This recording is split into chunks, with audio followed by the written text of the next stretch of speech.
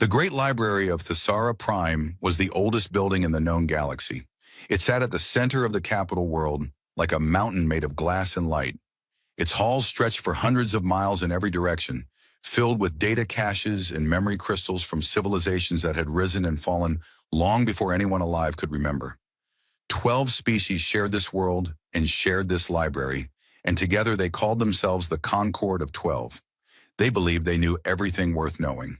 They believed they had mapped every star, cataloged every species, and understood every corner of the galaxy they called home. They were wrong. Satha did not know this yet. She was young, even by the standards of her own people. The Velari. The Velari were tall and thin, one with skin like pale silver and eyes that shifted color with their emotions.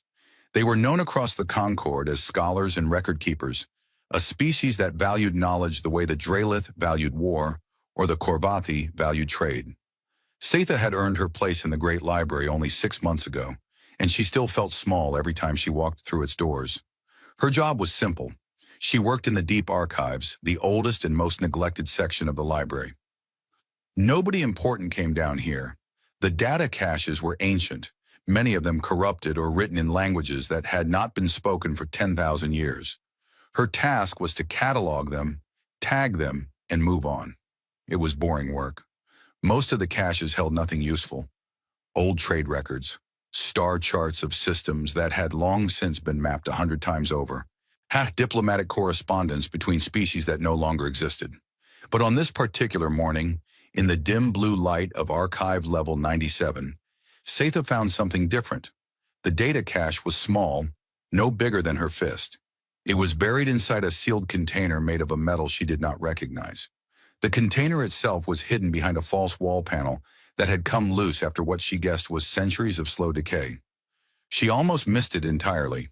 She had been reaching for a different cache on the shelf above when her elbow knocked the panel free, and the container fell to the floor with a heavy thud. She picked it up and turned it over in her hands. There were no markings on the outside, no species insignia, no date stamp, nothing to tell her what it was or where it came from. She tried to open it with the standard tools, but the metal resisted everything she used. Finally, she brought it to the analysis station at the end of the corridor and ran a deep scan. The results made her stop breathing for a moment. The container was over 40,000 years old. That was older than the Concord itself, older than the Great Library, older than the Dralith Empire, which liked to claim it was the most ancient civilization in the galaxy. Whatever was inside this container had been placed here before any of the current galactic powers had even learned to fly. Satha spent the next 3 hours carefully extracting the data cache from the container. When she finally managed to interface it with the library's systems, the information that poured out was fragmented and incomplete. Large sections were corrupted beyond recovery, but what remained was enough to make her forget about lunch, forget about her evening plans, and forget about everything else she was supposed to be doing. The cache contained files about a species. They were called Terrans. She had never heard the name before. She searched the library's main database and found nothing. She searched the Concord's official species registry. All 12 member species, all 416 recognized minor species, all 9,000 cataloged extinct species, and found no match. The word Terran did not exist in any active record anywhere in the known galaxy, but in this ancient cache, they were described in detail that was both fascinating and deeply unsettling. The Terrans came from a world called Earth. It orbited an unremarkable yellow star on the far outer edge of the galaxy's western spiral arm, a region so remote that even modern star charts labeled it as empty.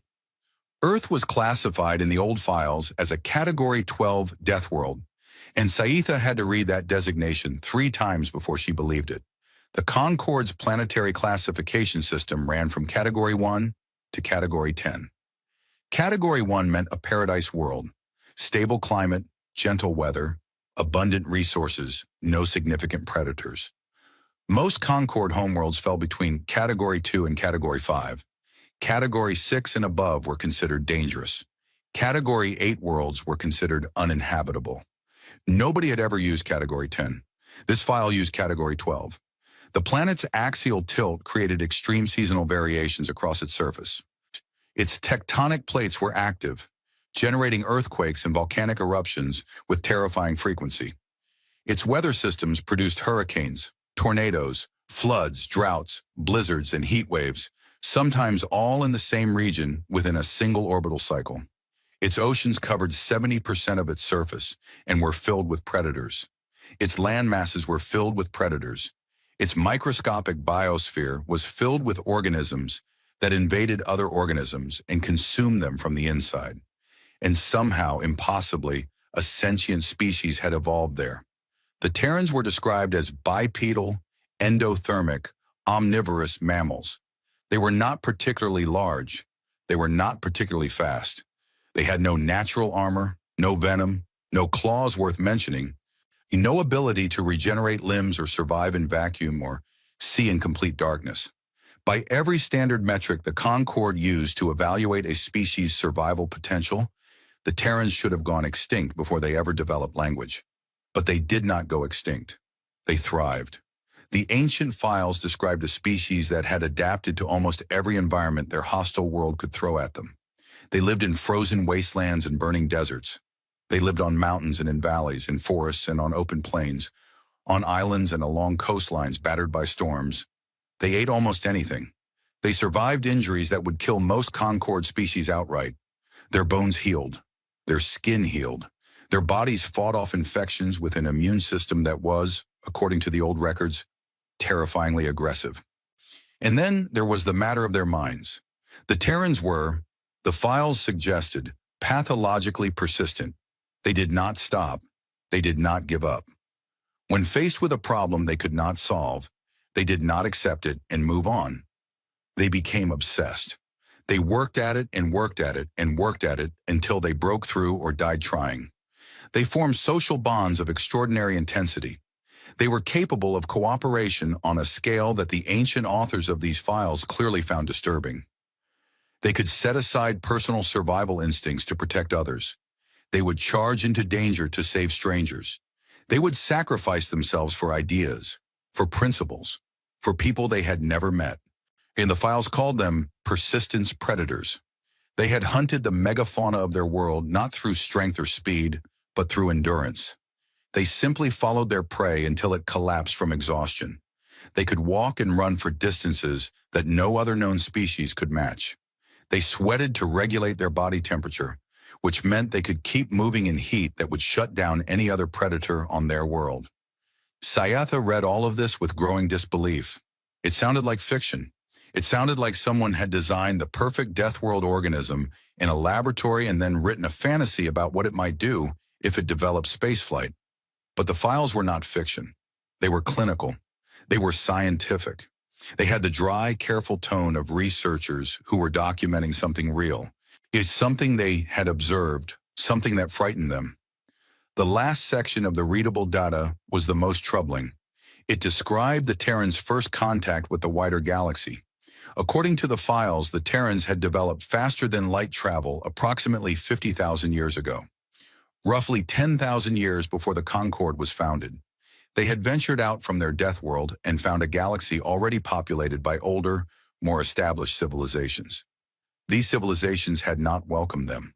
The details were sparse, corrupted by time, but the implication was clear. The Terrans had been rejected, pushed out, treated as primitives from a worthless world in a worthless corner of space, and then they had vanished. The files offered no explanation for where they went, and the last entry simply noted that all Terran activity in known space had ceased, and that their homeworld's coordinates had been purged from official records. Someone long ago had wanted the Terrans forgotten.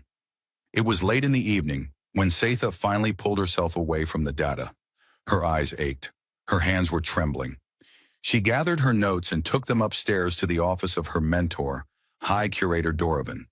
Dorovan was old even by Valari standards. His silver skin had faded to a dull gray, and his eyes had settled into a permanent shade of deep blue that meant he was perpetually tired. He had spent over 200 years in the Great Library, and there was very little that could surprise him anymore. He listened to Sci-Fi's breathless summary with the patience of someone who had heard 1,000 breathless summaries before. When she finished, he leaned back in his chair and folded his long fingers together. "The Terrans," he said. His voice was calm and dry. "You found a reference to the Terrans." Satha blinked. "You know about them. Every species has its ghost stories, child. The Korvathi tell tales of the empty ships, vessels found drifting with no crew and no explanation. The Dralith have their legends of the Shadow Fleet that appeared during the Crimson War and turned the tide before vanishing. The Thessari speak of the Builders, an ancient race that supposedly seeded the galaxy with life before disappearing." He waved a hand dismissively. "The Terrans are our version, a death-world species of impossible resilience that once walked among the stars and then vanished without a trace. It is a myth, Satha, a story elders tell to frighten younglings into behaving. But the data cache is real," she insisted. "It is over 40,000 years old. The analysis confirmed it. This is not a story someone made up. These are scientific records. Old records from an unknown source, heavily corrupted, describing a species that no one has ever encountered and that does not appear in any verified database in the galaxy." Dorovin's eyes shifted to a gentle orange, the color of affection. He was not mocking her. He was trying to be kind. "You are a good archivist, Saitha. Your instincts are sharp, but do not let one mysterious find pull you down a path that leads nowhere. Catalog the cache, file it properly, and move on to your next assignment." Satha wanted to argue. She wanted to tell him that the detail in those files was too specific to be fiction, that the scientific language was too precise, that the fear between the lines was too real. But she could see in his eyes that his mind was made up, and she had not yet earned enough standing to challenge a high curator. She nodded, took her notes, and left his office. But she did not move on. Over the following weeks, Saitha spent every free hour she had in the deep archives. She searched neighboring sections, pulled out caches from the same era, cross-referenced languages and dating methods. She found fragments, tiny, scattered pieces of information that mentioned the Terrans indirectly. A trade record that referenced goods from an unregistered Deathworld origin. A diplomatic memo that warned against engaging with persistence-class species. A single line in what appeared to be a military report. "Terran adaptability exceeds all current models. Recommend avoidance." Each fragment was small. Each one by itself meant nothing, but together they formed a pattern, and the pattern told Saitha that the Terrans were not a myth. They were a secret. Someone a very long time ago had gone to great effort to erase them from the galaxy's memory. The question was why? While Saitha searched for answers in the past, something was happening in the present that no one was paying attention to. Along the outer veil, the vast, one empty region of space that separated the known galaxy from the unexplored far side, a network of deep space sensor arrays quietly did their work. These arrays had been in place for thousands of years. They monitored the veil for any sign of activity, though no one seriously expected to find any. The veil was dead space. No stars, no planets, no resources, no reason for anyone to go there. It existed on star charts as a gray wall of nothing, and that was how everyone thought of it. But over the past several months, the arrays had been detecting anomalies. The readings were subtle at first, tiny gravitational fluctuations, barely above the noise floor of the sensors. A junior technician at the Concord's monitoring station 12 noticed them and flagged them for review. His supervisor glanced at the data, shrugged, and marked it as stellar migration drift, the natural movement of distant stars and dark matter that occasionally produced faint gravitational ripples. The technician was not satisfied with this explanation. The fluctuations were too regular, too evenly spaced. They looked less like natural drift and more like something moving in formation. He wrote a detailed report and submitted it through proper channels. The report traveled up the chain of command until it reached the Shield Wardens, the Concord's military arm. A mid-ranking officer read it, noted that the anomalies were located in the outer veil, where nothing of interest existed, and filed it in the low-priority queue. It would be reviewed eventually, maybe in a few months, maybe in a year. There were more pressing concerns: border disputes between the Dralith and the Korvathi, a piracy in the Thessari trade lanes, the usual business of keeping 12 species from fighting each other. The report sat in the queue, unread. The anomalies continued, and they were getting stronger. Back in the Great Library, Satha made one final discovery. It was late at night, long after the other archivists had gone home. She was working on the last fragment from the original data cache, a section so corrupted that the translation algorithms had given it only a 12% chance of producing readable text. She ran the algorithms anyway. She ran them over and over, tweaking parameters, trying different linguistic models, feeding in every scrap of context she had gathered from her weeks of research. On the 43rd attempt, the algorithms produced a single coherent passage. It was short, only 2 sentences. But when Scytha read them, she felt the blood drain from her face and her hands go cold. The passage read, "Do not mistake their silence for absence. They are not lost, they are waiting." She sat alone in the blue light of the deep archives and stared at those words for a very long time. Far away beyond the outer veil, in the vast and uncharted reaches of the galaxy's far side, something enormous moved through the darkness between stars. It moved with purpose. It moved with patience. It moved in a formation so precise and so large that it bent the fabric of space around it, sending gravitational ripples across millions of light years. It had been waiting for a very, very long time, and now it was coming home. The sensor arrays along the outer veil recorded another set of anomalies, stronger this time, much stronger. The readings scrolled across the screens at monitoring station 12, and the junior technician, who had first noticed them months ago, stared at his display with wide eyes. He reached for his communication console to file another report. Then he stopped. Reports went nowhere. Reports sat in queues. Reports were ignored by people who were too busy or too comfortable to care about strange readings from the edge of nowhere. Instead, he copied the data to a private storage device, tucked it into his jacket, and left the station. He did not know who to tell. He did not know who would listen. But he knew, with a certainty that sat like a cold stone in his stomach, that something was coming, and the galaxy was not ready. On Thesara Prime, Sayetha locked the translated passage in her personal safe and tried to sleep. She could not. She lay in her small apartment near the library and stared at the ceiling and thought about a species that had been erased from history, a species born on a world that should have killed them, a species that had been cast out of the galaxy and had responded not with war, not with revenge, but with silence, a silence that had lasted 50,000 years. She thought about Dorvan's words. Every species has its ghost stories, and maybe he was right. Maybe the Terrans were just another legend, another fairy tale, another comforting myth that gave the galaxy's children something to whisper about in the dark. But myths did not leave data caches buried behind false walls. Myths did not generate gravitational anomalies along the outer veil. Myths did not write warnings to the future in languages that predated civilization. Something was out there, something real, something patient, and it was no longer waiting. 3 months passed after Satha's discovery, and the galaxy continued to turn as it always had. The Concord of 12 held its meetings and passed its resolutions.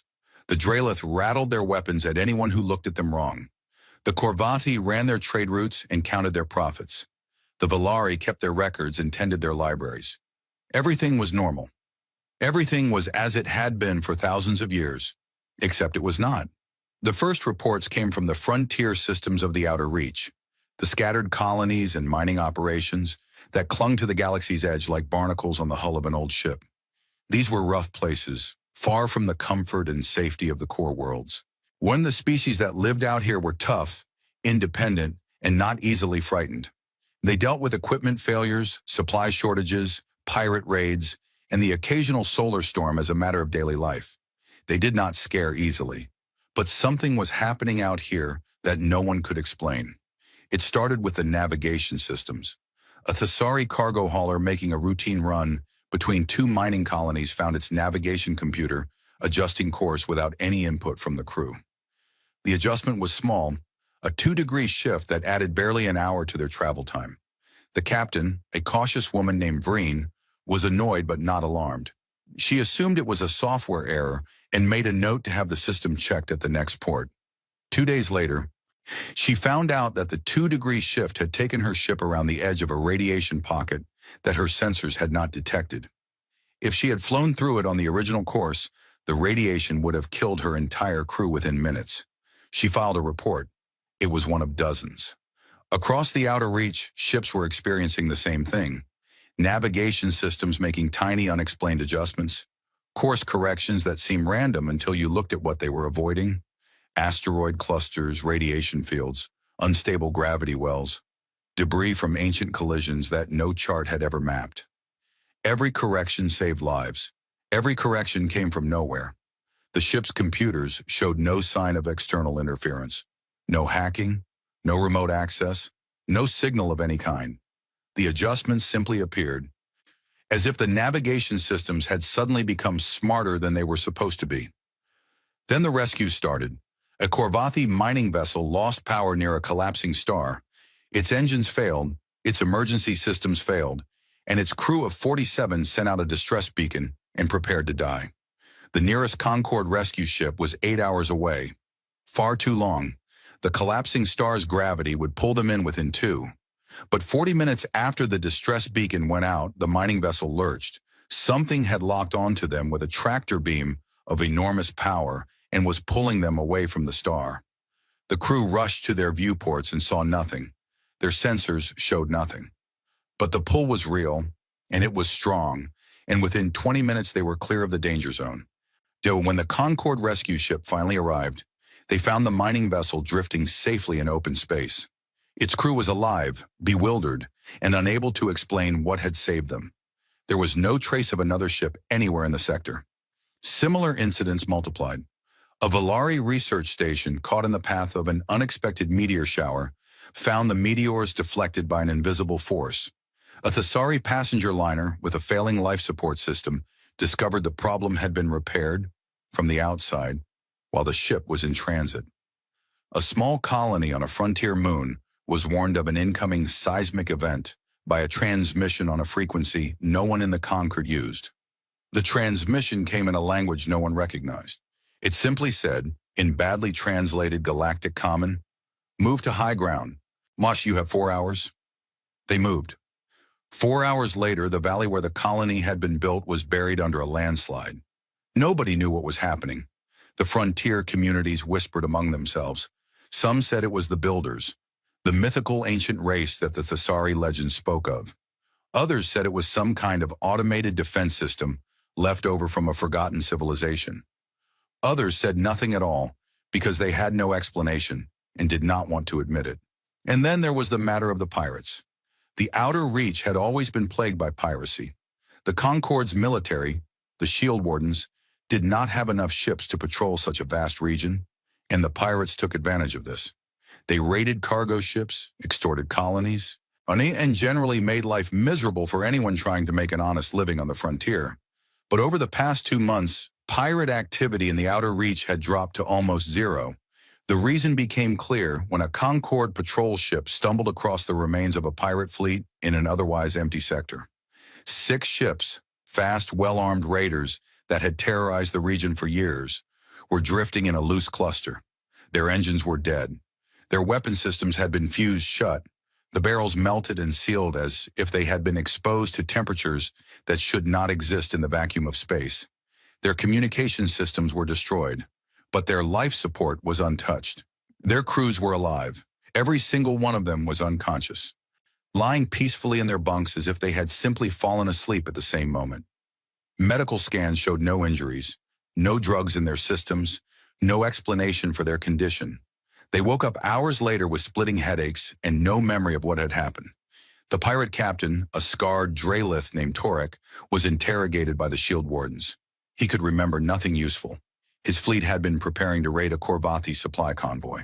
They had dropped out of faster-than-light travel at the ambush point, and then nothing. A flash of light, a sound he could not describe, and then he woke up in a shield warden brig with his ships gutted and his weapons turned to slag. The shield wardens were troubled but had no leads. They filed the incident as unknown hostile engagement and moved on. It was a Corvathi freighter captain named Roll who finally brought the mystery into focus. Roll was old and hard and had been flying freight across the outer reach for over 30 years.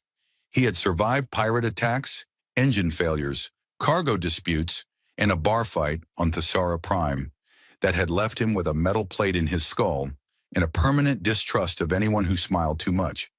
He was not a man who believed in ghosts or legends or things that went bump in the void. His ship, the Broken Promise, was a battered old hauler that should have been scrapped a decade ago. Rohl kept it flying through stubbornness and an encyclopedic knowledge of its quirks. He knew every rattle, every groan, every flickering light on that ship. He could diagnose an engine problem by the sound it made from 3 decks away. So when the Broken Promise's main engine failed catastrophically while passing within dangerous proximity of a red dwarf star, Rohl knew immediately that he was going to die.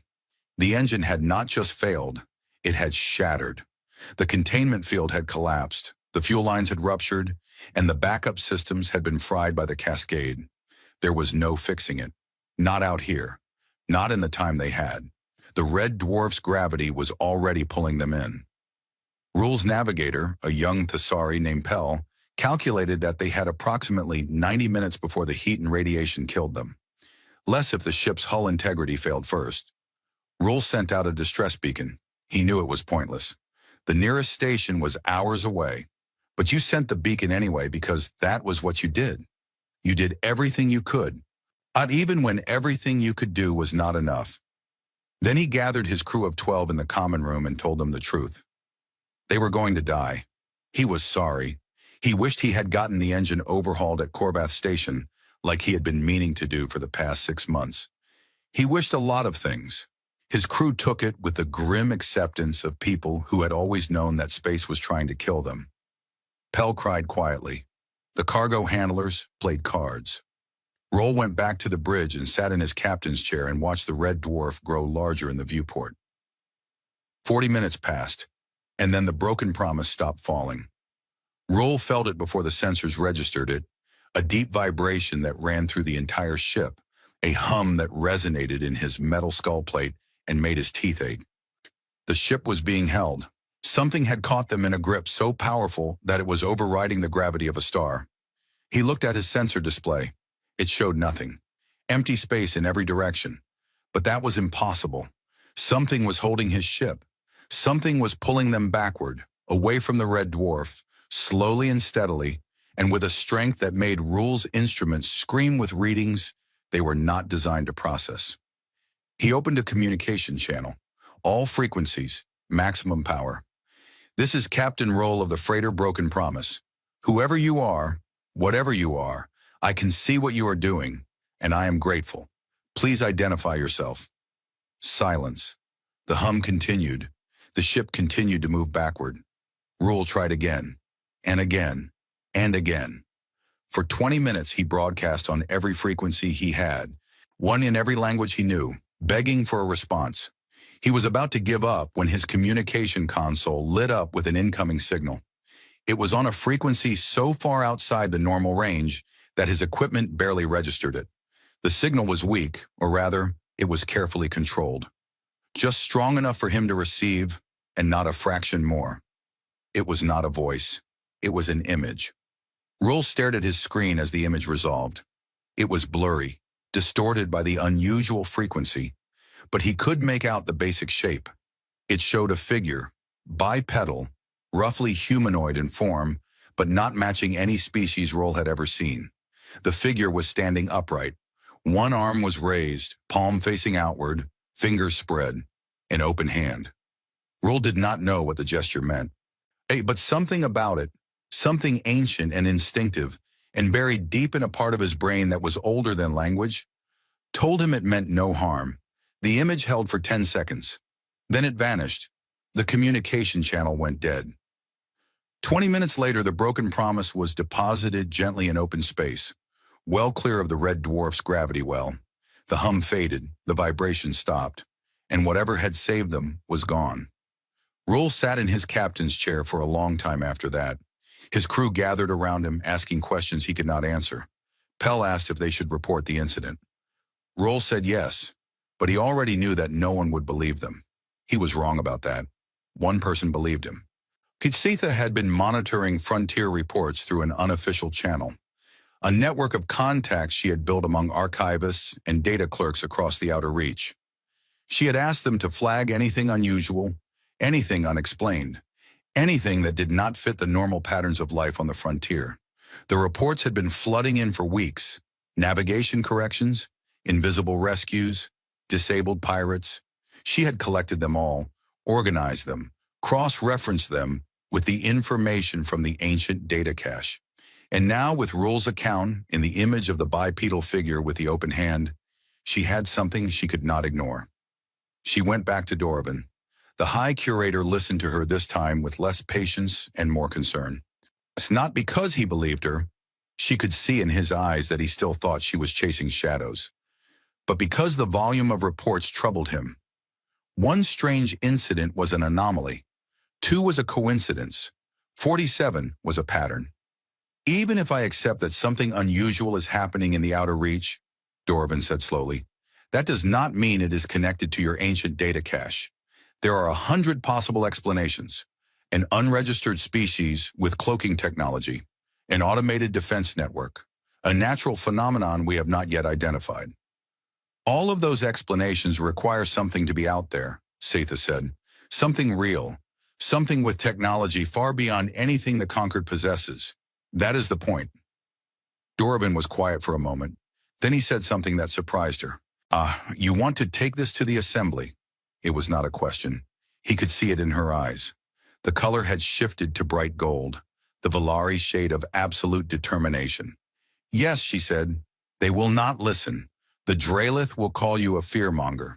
The Korvathi will worry about trade disruptions. The Thesari will form a committee, and nothing will be done. Maybe, Setha said, but I have to try. Dorovan studied her for a long moment. Then slowly he nodded. Then at least let me help you prepare. If you are going to be humiliated in front of the entire Concord Assembly, you should be humiliated with proper documentation. It was, Setha realized, his way of saying he cared. She spent 2 weeks preparing her presentation. She organized the data from the ancient cache, the frontier reports, Rule's account, and her own analysis into a comprehensive document that she rehearsed until she could recite it in her sleep. She reached out to Rule, who agreed to provide a recorded testimony. She contacted the junior technician from Monitoring Station 12. His name was Kaol, and he was a nervous young Thesari who had been trying to get someone to listen to his sensor data for months. He sent her everything he had. The gravitational anomalies along the outer veil were no longer subtle. They were strong, consistent, and unmistakably artificial. Something was moving on the other side of the veil, something very large, and it was getting closer. Setha presented her case to the Concord Assembly on a cool morning in the Great Dome Chamber at the heart of Thesara Prime. The chamber was vast. It designed to hold representatives from all 12 member species. The seats rose in concentric rings around a central platform, and every ring was full. Word had spread that a young Valari archivist was going to make an extraordinary claim, and curiosity, if nothing else, had drawn a crowd. She spoke clearly and carefully. She presented the data cache evidence. She showed the frontier reports. She played Rule's testimony. She displayed Kaol's sensor readings from the outer veil. She laid out her theory that an unknown species, possibly the Terrans described in the ancient files, was operating in the galaxy's frontier, intervening to protect Concord citizens and approaching from beyond the veil. When she finished, there was silence. Then the Dralith delegation laughed. It was not subtle laughter. The Dralith were large, heavily built reptilians with thick scales and deep voices, and when they laughed, the sound filled the chamber like rolling thunder. Their delegation leader, a decorated military commander named Valith, stood and addressed the assembly with open contempt. A child plays with old files and thinks she has found a ghost, Valith said. The Terrans are a bedtime story, and these frontier reports prove nothing except that the outer reach is a strange place full of strange people who see things that are not there. I move that this matter be dismissed. The assembly voted. The motion to dismiss passed easily. The Dralith and their allies held a comfortable majority, and no one was willing to risk political capital on the theories of a junior archivist with no standing and no allies. Setha walked out of the chamber with her head held high and her eyes burning the deep violet of Vellery humiliation. She had expected this. Doravan had warned her, but expecting something and experiencing it were very different things. She went back to the library. She went back to her archives. She went back to work. But she did not stop. And far away in a secure military compound on the Drelith homeworld, someone else was not laughing. Warlord Kathos was the highest-ranking military officer in the Drelith hegemony and one of the most powerful individuals in the Concord. He was old for a Drelith, nearly 200 years, and he had survived that long not by being the strongest or the most aggressive, but by being the most careful. He trusted data more than instinct, evidence more than tradition, Inar and his own analysis more than anyone else's opinion. He had watched Setha's presentation via secure feed, and while the rest of the assembly had laughed, Kathos had not. The data cache evidence was interesting but inconclusive. The frontier reports were troubling but could have multiple explanations. Rule's testimony was compelling but anecdotal. None of it by itself was enough to act on. But the sensor readings from the outer veil were something else entirely. Kathos had spent his career studying military threats. He had commanded fleets, planned invasions, and analyzed more tactical data than any living Drelith.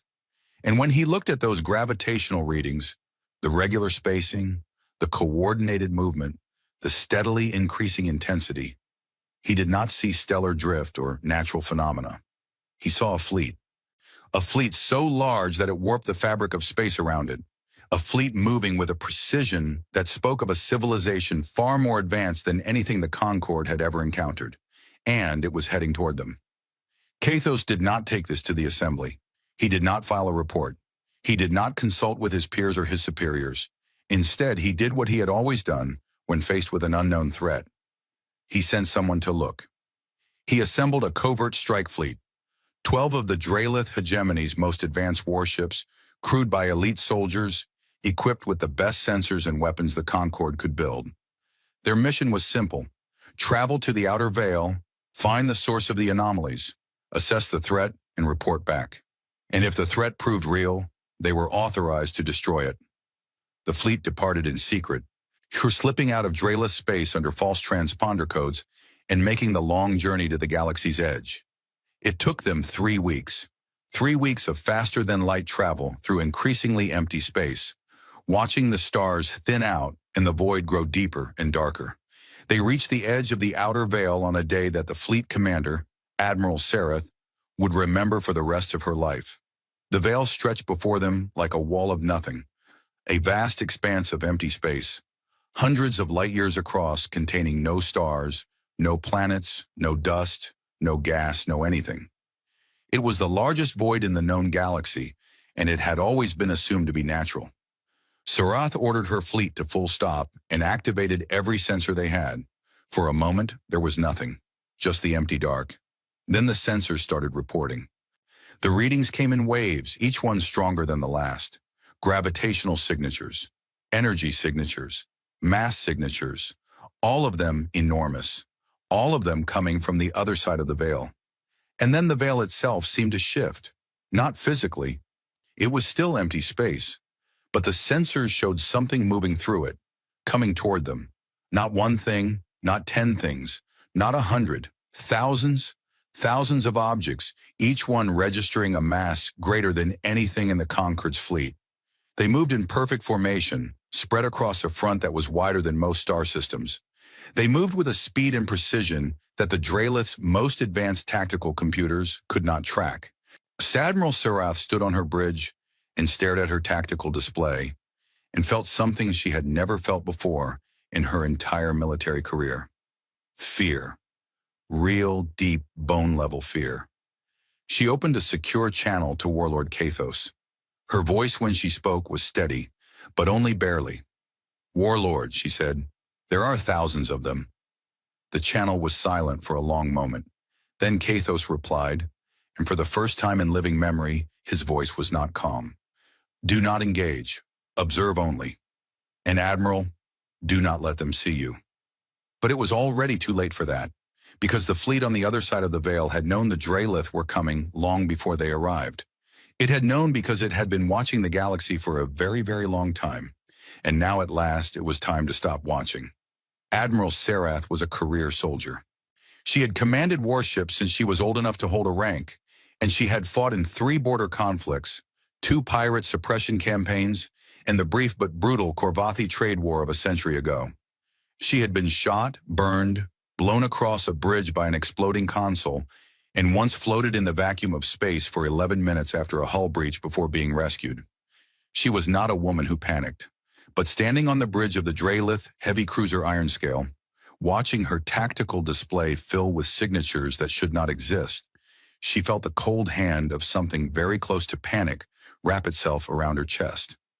The objects on the other side of the veil were moving, not toward the veil, through it, and they were crossing the empty space with a casual speed that her navigation officers could not calculate properly because their instruments were not designed to measure anything that fast. And as the first of them came close enough for detailed scans, the data that came back made no sense. The lead object was a ship. That much was clear from its energy signature and its controlled movement. But it was enormous, over 20 kilometers long, with a mass that made the Ironscale's computers throw error codes. It was larger than any space station the Concord had ever built. It was larger than some moons, and it was just one of thousands. "Admiral," her sensor officer said, his voice barely above a whisper. "I am reading weapon systems on the lead vessel. Energy output is..." "Admiral, I cannot give you a meaningful number. My instruments are not calibrated for readings this high." Sareth stared at the display. Her 12 ships, the finest the Drelith hegemony had to offer, the pride of the most powerful military in the Concord, suddenly looked very, very small. "Hold position," she ordered. "Do not power weapons. Do not activate targeting systems. Do not do anything that could be interpreted as hostile." She had received Kathos's order to observe only, and she intended to follow it. But something told her that it would not matter what she did. Whatever was on the other side of those ships already knew she was here. She could feel it the way a small animal feels the gaze of a predator. Not through any sense she could name, but through something deeper and older. For 2 hours, the fleet held position.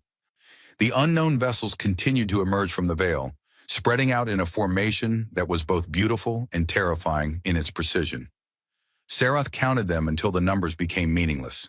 500, 1,000, 2,000, still more.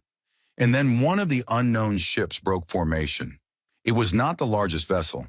It was medium-sized by the standards of the fleet around it, perhaps 5 kilometers long, which still made it many times the size of the Ironscale. It moved away from the main formation and headed directly toward the Drelith fleet with an unhurried grace that reminded Sareth, absurdly, of someone walking across a room to greet a guest. Her weapons officer looked at her with wide eyes. "Admiral." "Hold," Sareth said. "Swear, hold." The unknown vessel stopped at a distance of approximately 1,000 kilometers, close enough to be clearly visible on their sensors, far enough that it was not an immediate physical threat. It hung in space, motionless, radiating a calm energy signature that contrasted sharply with the barely controlled terror on the Ironscale's bridge. Nothing happened for several minutes. Then Sareth's communication console activated, an incoming signal, broadcasting on Concord standard frequencies in fluent galactic common. The voice was calm, measured, and unlike anything she had heard before. It had a warmth to it, a depth, as if the speaker was someone who had been waiting a very long time for this moment and wanted to get it right. "Drelith Fleet, this is the Terran stewardship vessel, Quiet Hand. When we have been aware of your presence since you entered this sector, we mean you no harm. We request that you hold your position and maintain peaceful posture. We are not your enemy." Sareth's blood went cold. Not because of the words were reasonable, even friendly, but because of one word in particular, Terran. She had heard the myths. Every species in the Concord had. The ghost stories about a death world species that had once walked among the stars and then vanished into legend. She had always dismissed them the way every practical, rational military officer dismissed fairy tales. But fairy tales did not send fleets of thousands through the outer veil. Fairy tales did not build ships that dwarfed moons. Fairy tales did not speak fluent galactic common on Concord frequencies. She opened a return channel. "Terran vessel, Maj, this is Admiral Sareth of the Drelith Hegemony, commanding the Concord reconnaissance fleet. We acknowledge your transmission. We will hold position. She paused, then added, What do you want? There was a brief silence. When the voice returned, there was something in it that Sarath could not quite identify. It might have been sadness. It might have been relief. We want to talk, the voice said. We have been silent for a very long time, and there are things the galaxy needs to hear, but not like this, not from a distance. We request a face-to-face meeting. Admiral, we would like to come aboard your vessel. 2 of us, unarmed. You may take any security precautions you wish. Sarath looked at her bridge crew. They looked back at her with expressions that ranged from shock to terror. And the idea of inviting representatives of an unknown and overwhelmingly powerful species onto their ship was, by any military standard, insane. She opened the channel again. Agreed. Docking Bay 3. 1 hour. She closed the channel and turned to her first officer. If this goes wrong, she said, it was nice serving with you. Her first officer, a young Draelith named Torek, who had never been in actual combat, managed a shaky grin. If this goes wrong, Admiral, I doubt we will have time to notice. 1 hour later, a small craft detached from the Quiet Hand and crossed the distance between the 2 fleets. It was sleek and simple, with no visible weapons. It entered the Ironscale's docking bay with a precision that the Draelith deck crew found almost insulting. The craft settled onto the bay floor without so much as a vibration, as gently as a leaf landing on still water. The bay was ringed with armed Draelith soldiers. Sarath had placed every available combat unit between the docking bay and the rest of the ship. It was a pointless gesture, and she knew it, but protocol was protocol. The craft's door opened. 2 figures stepped out. They were smaller than Sarath had expected. The Draelith were large by galactic standards, tall, broad, heavy with muscle and armored scale. These beings were none of those things. They stood perhaps a head shorter than the average Draelith. Their skin was smooth and unarmored, ranging in shade from a warm brown to a pale tan. They had flat faces with forward-facing eyes, small noses, and mouths that curved naturally upward at the corners, giving them an expression that looked, to Draelith eyes, permanently amused. They wore simple clothing, dark, close-fitting garments with no visible rank insignia, no weapons, no armor. They looked by every metric the Draelith used to evaluate a species' threat level, completely harmless. But Sarath had read enough reports and heard enough myths to know that appearances meant nothing with these beings. She studied them carefully as they stepped onto the deck and looked around with expressions of open curiosity. One of them, the taller one, with dark skin and close-cropped gray hair, smiled when she saw the ring of armed soldiers. Admiral Sarath, she said in flawless galactic common. Her voice was the same one from the communication channel. Thank you for agreeing to meet. My name is Commander Yara Osi. This is my colleague, Dr. Thomas Reyes. We are representatives of the Terran Stewardship. Sarath stepped forward. She towered over both of them. Up close, she could see details she had missed before.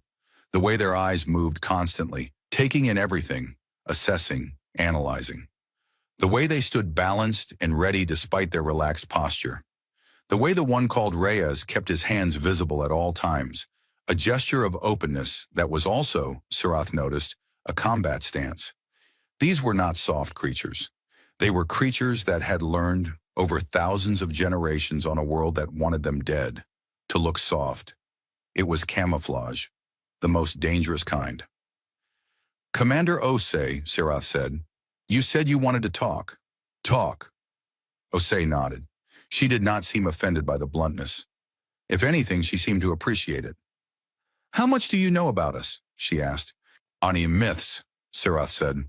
Ghost stories. A death world species that vanished from the galaxy 50,000 years ago. Until 10 minutes ago, I did not believe you existed. Fair enough, Osei said. Then let me give you the short version. She looked around the docking bay, at the soldiers, at the ships beyond the bay doors, at the stars visible through the viewports. Your ancestors kicked us out, not just the Draelith, all of them. The species that ran the galaxy 50,000 years ago decided that a bunch of Death World primates from an outer arm rock were not worth the trouble. They froze us out of trade, denied us territory, and when we tried to establish our own colonies, they burned them. She said this without anger. She said it the way someone might describe weather that had happened a long time ago in a place they no longer lived. We had a choice, she continued. Fight, and we could have fought even then. Or leave. We chose to leave. We crossed the outer veil into the unexplored half of the galaxy, and we built something new. Reyes spoke for the first time. His voice was quieter than Osei's, with a gentle accent that Sarath could not place. What we built was not an empire. We had seen what empires do. The species that pushed us out were empires. They dominated, they competed, they hoarded.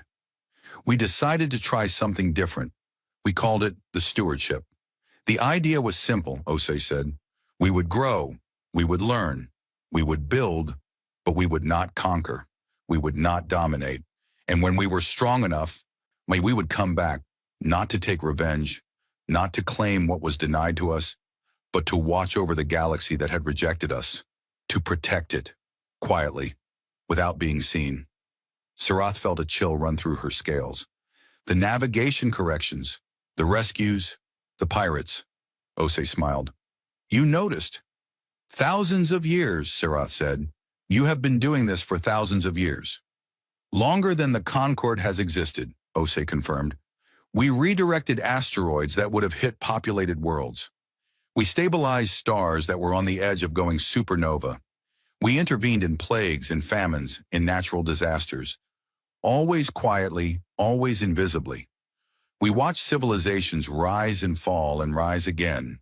We protected you, all of you, not because you asked, not because you deserved it, but because that is what we chose to be. The docking bay was silent. Even the armed soldiers had lowered their weapons slightly, caught up in the weight of what they were hearing. Sarath's mind was racing. She was a military officer. She thought in terms of threats and resources and strategic advantage. And what Osei was describing was the single most powerful strategic advantage in the history of the galaxy. A civilization with the technology to move stars and the discipline to hide for 50,000 years. Why now, she asked. Why reveal yourselves now? Osei and Reyes exchanged a look. It was a brief glance, but Sarath caught something in it that made her stomach drop. Fear. Not the kind of fear that came from facing an enemy you were not sure you could beat. The kind of fear that came from knowing exactly what was coming and knowing it was terrible. Because something is coming, Osei said. Something we cannot stop alone. And if we do not stop it, there will be nothing left to protect. She reached into her jacket and produced a small device, a data projector. She activated it, and a holographic image appeared in the air between them. It showed the galaxy, the full spiral, both halves, mapped in detail that no Concord chart had ever achieved. On the far side, beyond the territory humanity had claimed, there was a region marked in red. It was large. It was spreading. We call it the swarm, Osei said. It is not from our galaxy. It came from the void between galaxies. From the dark space where nothing should live. It is a collective intelligence. 80 billions of organisms linked together into a single mind. It consumes. That is all it does. It arrives at a star system, it strips it of all matter and energy, and it moves on. It grows with everything it takes. She zoomed the display in. The red region was not static. It was expanding, tendrils reaching outward like the roots of a terrible tree. We first encountered it 400 years ago, Reyes said. It had entered the far edge of our territory. We fought it. We lost entire worlds before we learned how to slow it down. And we have been fighting it ever since. A holding action, a war of attrition, buying time. But it learns. It adapts. Every weapon we use against it, it develops a counter for. Every strategy we employ, it finds a way around. It is coming this way, Osei said, toward the Milky Way's core, toward you. And we have slowed it, but we cannot stop it. Not alone. She deactivated the projector and looked at Sarath with those strange, forward-facing eyes. That is why we are here, Admiral. Not because we wanted to reveal ourselves. Not because we wanted to play politics or impress anyone. We are here because the galaxy is in danger, and we need help. We need all of you. Every species, every ship, every resource the Concord can bring to bear. And we need it soon. Sarath stood very still for a long time. Then she said, I need to contact my warlord. Of course, Osi said. Take all the time you need. But Admiral, do not take too long. Sarath returned to her bridge and opened a secure channel to Warlord Kathos. She reported everything: the size of the Terran fleet, the meeting, the warning. She transmitted the sensor data, with the holographic recording, all of it. Kathos listened in silence. When she finished, the channel was quiet for so long that she thought the connection had been lost. Then Kathos said, Bring them to Thessera Prime. Warlord, the Assembly will... I know what the Assembly will do. Bring them anyway. It is time the galaxy stopped telling ghost stories and started facing reality. He paused, and when he spoke again, his voice was heavier than Sarath had ever heard it. And Admiral, what is your assessment of these Terrans? Sarath looked out her viewport at the Terran fleet. Thousands of ships stretching across a formation so vast that her sensors could not find its edges. Ships built by a species that had been rejected by the galaxy and had responded by quietly protecting it for 50,000 years. My assessment, Warlord, is that they are everything the myths said they were, and I am very, very glad they are on our side. On the far side of the veil, in the territory humanity had claimed and cultivated for millennia, the stars were going dark, not dying, being consumed. System by system, the swarm advanced, and behind it there was nothing. No light, no matter, no energy, no life. Just the void, expanding, hungry, and patient. Humanity had held the line for 4 centuries. They had built weapons that could crack planets, shields that could withstand the energy output of a star, ships that could cross the galaxy in days. And still the swarm came. Still it adapted. Still it grew. Commander Osei stood in the docking bay of the Iron Scale and looked at the armed Dralith soldiers around her and the stars beyond the viewport and thought about Earth. She had never been there. No living human had. Earth was a memory now, a story passed down through generations. A small blue world orbiting a yellow star, where a species of clever primates had looked up at the night sky and decided that they wanted to see what was out there. They had found a galaxy that did not want them, and they had responded not with hatred, not with vengeance, but with the most human thing imaginable. They had decided to help anyway, because that was what humans did. They fell down and they got back up. They were beaten and they refused to stay beaten. They were rejected and they refused to become bitter.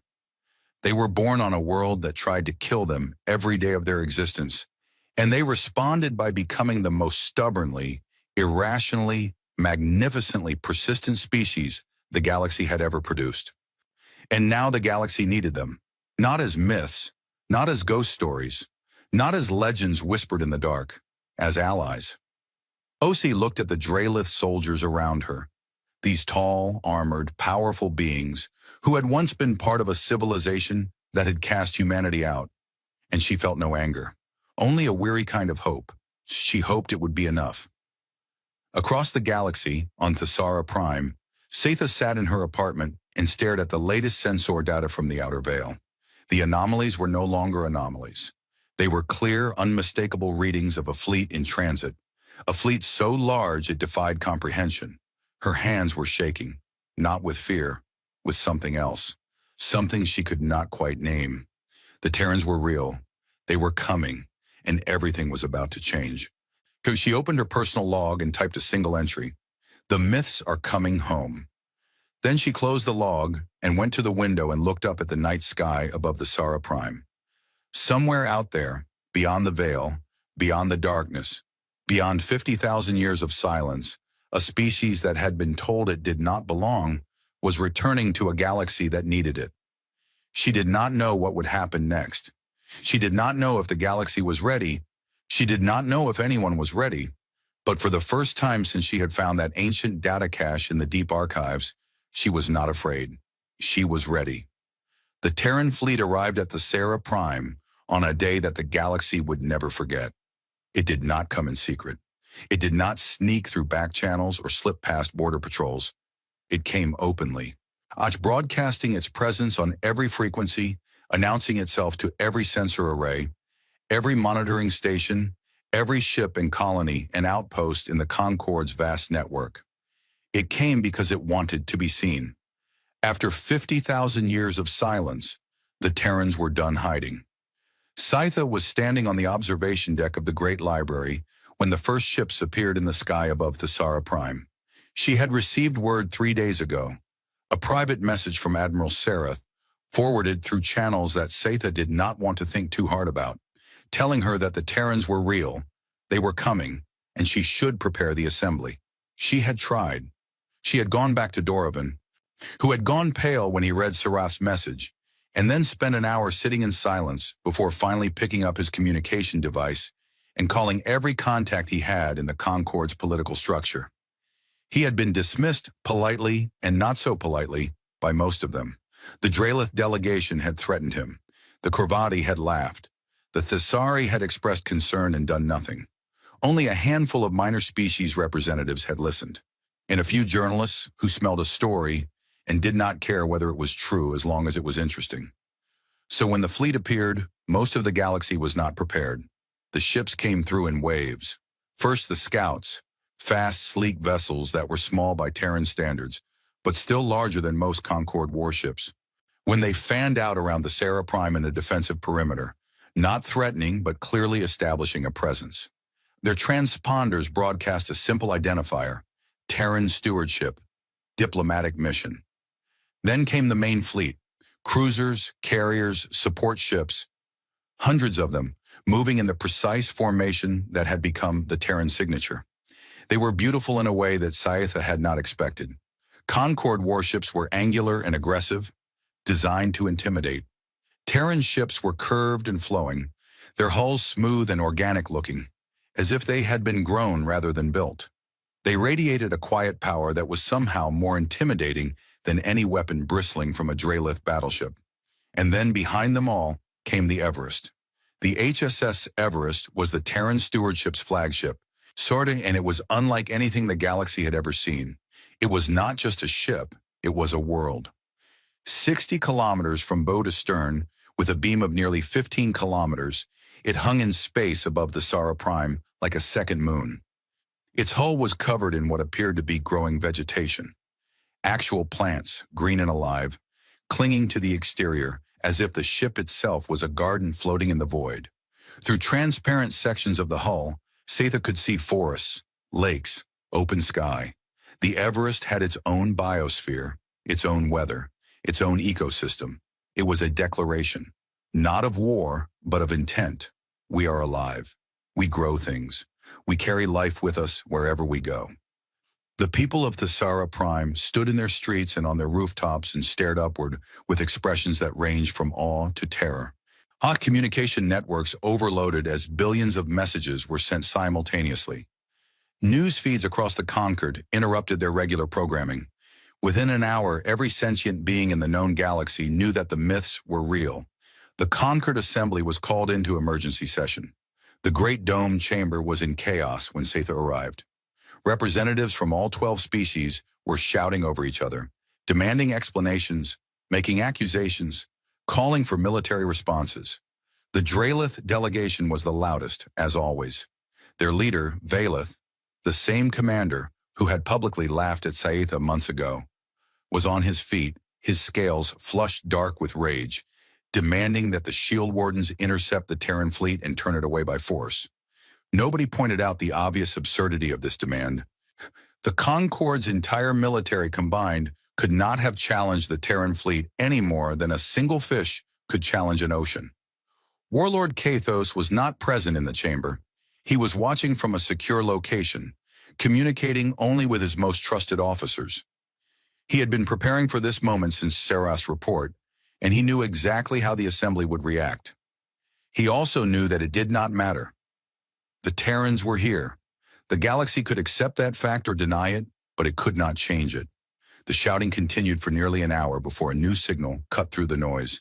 Every screen in the chamber, every holographic display, every communication device simultaneously received an incoming transmission.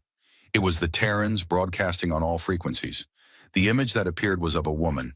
She stood on what appeared to be a bridge, the bridge of the Everest, though most of the assembly did not know that yet. She was of medium height, with dark brown skin, short-cropped white hair, and eyes that were sharp and steady. She wore a simple dark uniform with no visible decoration except a small emblem on her chest, a circle containing the silhouette of a planet, Earth. She looked into the camera with the calm confidence of someone who had spent her entire life preparing for this moment, which in a sense she had. "My name is Admiral Lena Okafor," she said. "I am the commanding officer of the Terran Stewardship Combined Fleet. I am addressing the Concord Assembly and all species of the known galaxy." The chamber fell silent. Every eye turned to the screens.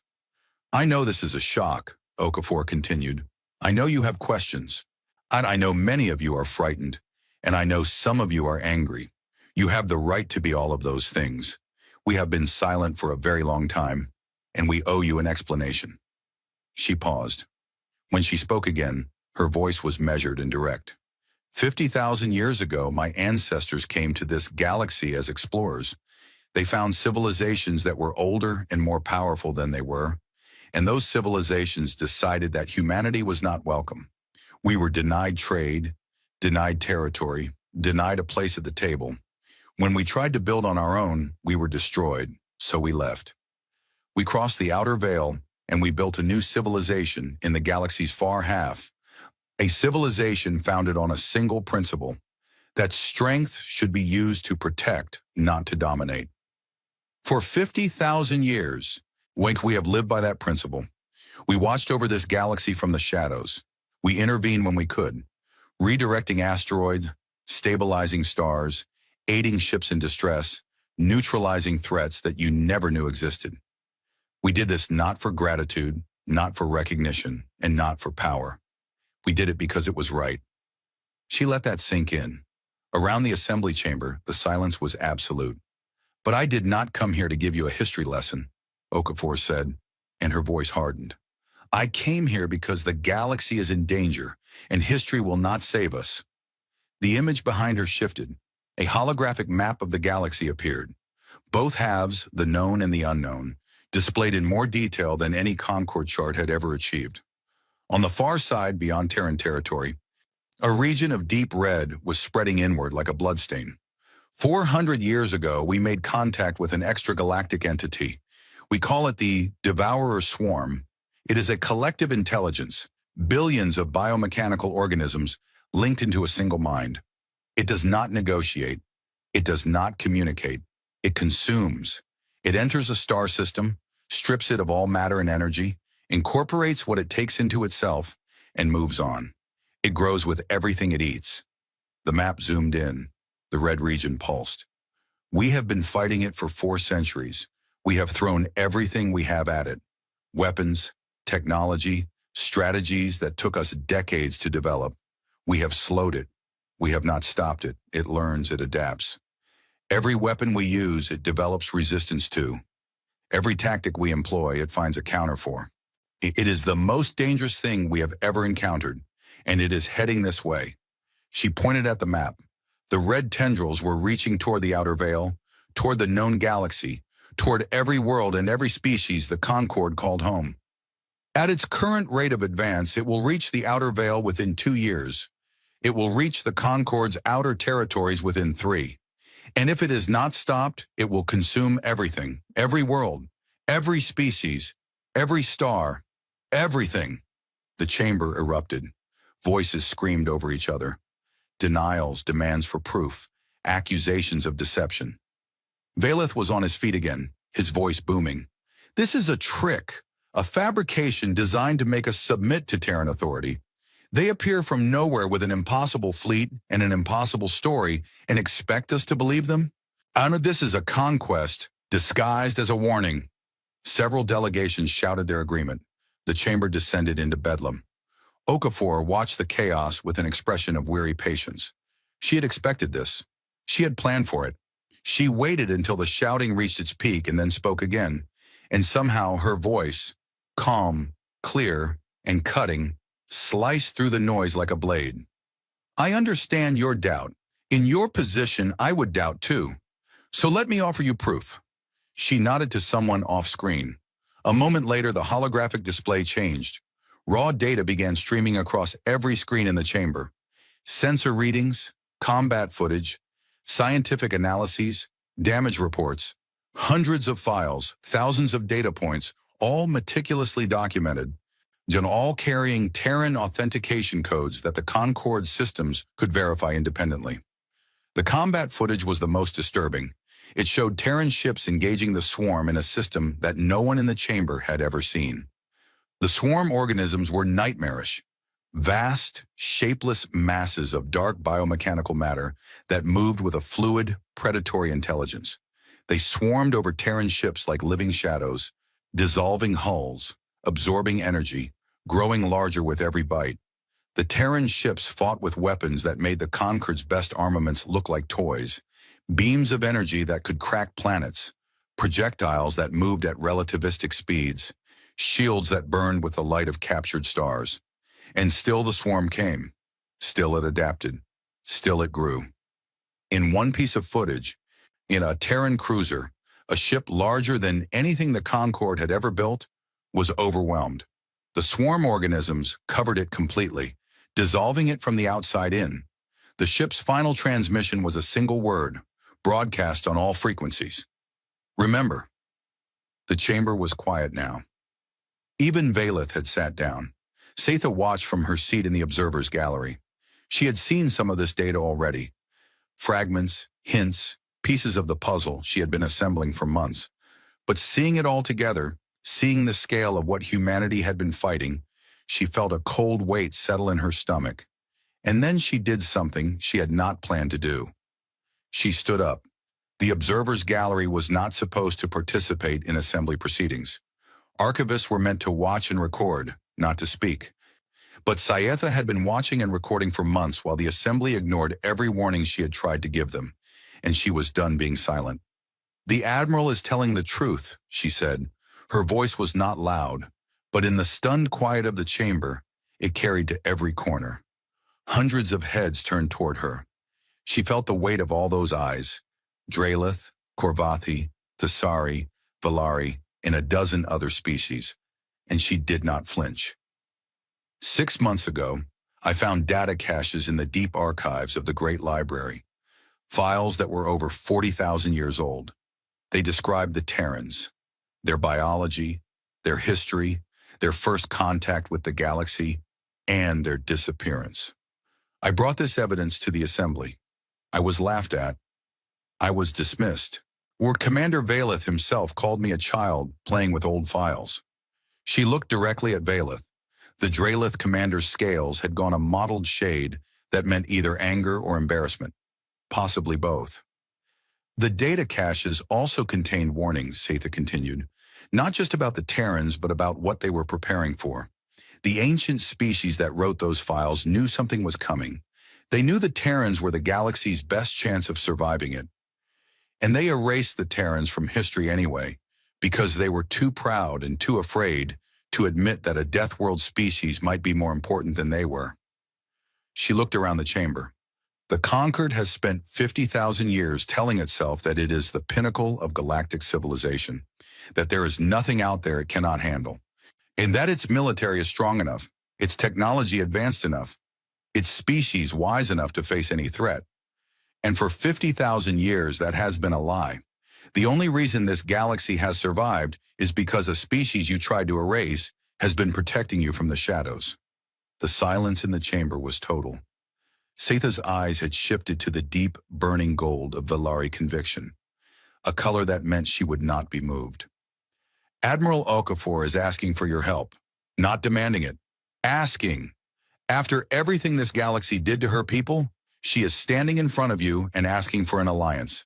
I think the least you can do is listen." She sat down. Her hands were trembling, but her voice had not shaken once. For a long moment, nobody spoke. The weight of what Sayetha had said hung in the air like smoke. Then a new voice cut through the silence. It came not from the chamber floor, but from a secure communication channel that was suddenly broadcast to every speaker in the room. "The archivist is right. It was Warlord Kathos." His image appeared on the chamber's central display. A massive Drelith, old and scarred. His scales the dark gray of advanced age. His eyes were the color of old iron. He was not in the chamber. but his presence filled it anyway. I sent a covert fleet to the Outer Veil 3 months ago, Kythos said. His voice was flat and hard. 12 ships, our best. They encountered the Terran fleet. They were outmatched in every conceivable way. The Terrans could have destroyed them with a thought. Instead, they talked. They explained. They showed us what was coming. He paused. When he continued, there was something in his voice that the Assembly had never heard from a Draelith warlord before. Humility. I have spent 200 years defending the Concord. I have fought every enemy this galaxy has produced. And I am telling you now, without pride and without shame, that the Devourer swarm is beyond anything we can face alone. The Terrans have been fighting it for 400 years with technology that makes ours look primitive, and they are losing. If they cannot stop it alone, we certainly cannot. Valeth rose to his feet. You sent a fleet without authorization. You concealed intelligence from the Assembly. You have betrayed. I have done what needed to be done, Kythos said, cutting him off. As I always have. And what needs to be done now is to stop arguing about politics and start preparing for war. Real war. Not the border skirmishes and trade disputes that pass for conflict in this comfortable, complacent Concord. War for survival. His eyes swept the chamber through the display screen. The Terrans are not our enemy. They never were. The swarm is our enemy. And if we do not unite, all of us, every species, every ship, every weapon we have, then there will be nothing left to argue about. The chamber began to stir. Voices rose, some in anger, some in fear, some in something that might have been the beginning of agreement. The Korvathi delegation was conferring urgently among themselves. The Thessari were already calculating logistics. The smaller species, the ones who had always been overlooked in the Concord's power games, were watching with a mixture of terror and strange hope. If the old order was breaking, maybe what came next would give them a voice they had never had. Valeth was still standing, his jaw clenched, his scales dark with fury, but he was alone. The other members of the Draelith delegation had not risen to support him. They were looking at the combat footage still playing on the screens, Terran ships being devoured by the swarm, and they were doing the math that every military mind in the chamber was doing. If the Terrans, with all their power, could not win alone, then the Concord's choice was simple: unite or die. Valeth sat down. He did not speak again. On the Everest Bridge, Admiral Okafor watched the Assembly's deliberations through the live feed. Her executive officer, Captain James Adeyemi, stood beside her with his arms crossed. They are coming around, Adeyemi said. Some of them, Okafor replied. Not all. One, not yet, but enough. She turned away from the screen and looked out the bridge's main viewport at the Sarah Prime below. A beautiful world. Green continents, blue oceans, white clouds. It reminded her of the pictures of Earth that hung in every Terran school and home and government building. A reminder of where they came from and what they were fighting to protect. Get me Commander Osei, she said, and Dr. Reyes. I want a full technical briefing prepared for the Concord's military leadership. Ship specifications, weapon systems, shield frequencies, tactical doctrines, everything. If they are going to fight beside us, they need to know what they are fighting. And what about the trap? Adeyemi asked quietly. Okafor was silent for a moment. The trap. The plan that humanity had been building in secret for over a century. On a network of dead stars, stellar remnants that had been carefully selected, repositioned, and rigged with energy collectors that could harness and focus the residual power of a collapsed star. A weapon of last resort, designed to deliver a single, devastating blow to the swarm's core intelligence. The problem was the bait. The trap would only work if the swarm's core, the central node that coordinated its billions of organisms, could be lured into the kill zone. And the only bait that would work was a fleet large enough and aggressive enough to make the swarm commit its full force. A fleet that would have to hold the line against the full might of the Devourer swarm while the trap was being armed. A fleet that would take catastrophic losses. A fleet that might not survive. The trap works, Okafor said. The math is solid. Well, the engineering is solid, but it needs time to arm and it needs the swarm to be in position. That means someone has to hold the line. We can hold it, Adeyemi said. We can hold it longer with help, Okafor replied. She looked at the assembly feed again. The shouting had died down. A vote was being proposed. Not a full alliance yet, but a resolution to open formal diplomatic channels with the Terran stewardship and begin joint military planning. It was a start. And then every alarm on the Everest went off at once. The bridge erupted into controlled chaos. Officers shouted readings, displays flashed red, and the ship's AI, a calm androgynous voice that the crew called Compass, began reciting data. Alert! Multiple deep space sensor arrays across the galactic rim have gone offline. Pattern indicates systematic destruction, moving inward from the outer edge at superluminal speed. Estimated source, Devourer Swarm Advanced Elements. Okafor's face went still. Not with surprise, she had known this was possible, but with the grim finality of a prediction coming true ahead of schedule. Time estimate to conquered space, she asked. Based on current rate of advance, swarm outriders will reach conquered outer territories in approximately 8 months. Main body to follow within 18 months. 18 months. Not 3 years as they had hoped. 18 months. Okafor opened a channel to the assembly. Her voice was steady, but there was an edge to it now. The edge of a woman who had just watched her timeline get cut in half. Members of the Concord Assembly, I regret to inform you that the situation has changed. Deep space sensors across your galactic rim are being destroyed in a pattern consistent with Devourer Swarm Advanced Forces. The swarm has accelerated. You have less than 2 years.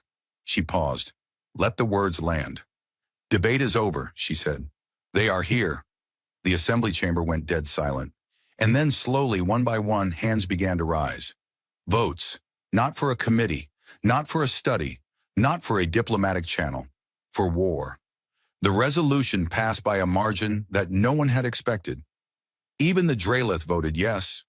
All of them except Violith, who abstained and then quietly left the chamber and was not seen in public again. In the observer's gallery, Sitha closed her eyes and let out a breath she felt like she had been holding for 6 months. It was not relief she felt. Relief was for situations where the danger had passed. And this was something else. The grim, heavy feeling of a door closing behind you, leaving you no choice but to walk forward into whatever waited ahead. She opened her eyes and looked up at the viewport, where the Everest hung like a green jewel against the black. Somewhere out there, in the darkness between the stars, something vast and hungry was coming, and for the first time in 50,000 years, the galaxy was going to face it together. She did not know if it would be enough, but it was a start. The first 8 months after the Terrans revealed themselves were the busiest the galaxy had ever known. Every shipyard in the Concord ran day and night. Every factory, every forge, every workshop on every world turned its output to the war effort. Species that had been rivals for centuries worked side by side, sharing technology, sharing resources, sharing knowledge that they had jealously guarded for millennia. The Terrans made this possible, not by demanding it, but by offering it. They opened their databases, they shared weapon designs, shield configurations, engine blueprints, and manufacturing techniques that advanced the Concord's technology by thousands of years overnight. They sent engineers and scientists to every major shipyard in Concord space, patient men and women who worked alongside alien species they had never met and treated them as equals without hesitation. It was in many ways the most human thing they could have done, not the technology, not the ships. The simple act of standing next to someone and saying, "Here, let me help." Admiral Okafor coordinated the military preparations from the Everest, which had become the de facto command center for the joint fleet. She worked with Warlord Kathos, who had been formally stripped of his rank by the Drelith hegemony for his unauthorized fleet deployment, and then immediately reinstated when the Assembly realized he was the only Drelith commander the Terrans trusted. The relationship between Okafor and Kathos was not easy. She was calm and methodical. He was blunt and aggressive. She planned in terms of years and centuries. He thought in terms of the next battle. But they shared one thing, a complete unwillingness to waste time on politics when the survival of every living being in the galaxy was at stake. Their first meeting aboard the Everest set the tone. Kathos had arrived with a delegation of Drelith military officers, and all of them radiating the stiff-backed pride that their species was known for. The Everest corridors were wide enough to accommodate even the largest Drelith, but Kathos still had to duck through several doorways. When he reached the bridge and saw Okafor for the first time, a small human woman who barely reached his chest, he stopped and studied her for a long moment. "You are smaller than I expected," he said. "You are larger than I expected," Okafor replied, without missing a beat. "And yet here we are, both needing each other. Shall we get to work?" Kathos had stared at her for another moment.